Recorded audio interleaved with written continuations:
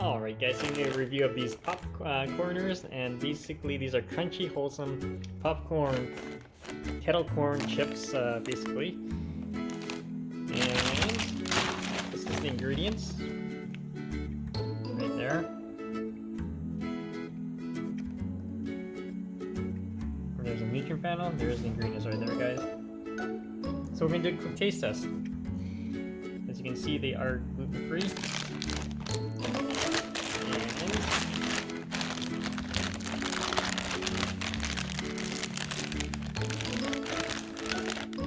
That's what they look like.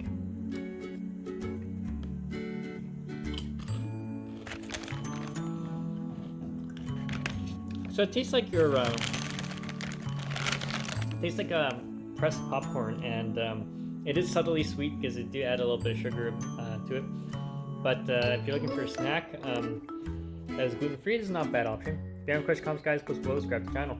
It is slightly crunchy, very slight salt taste, but mostly just sweet.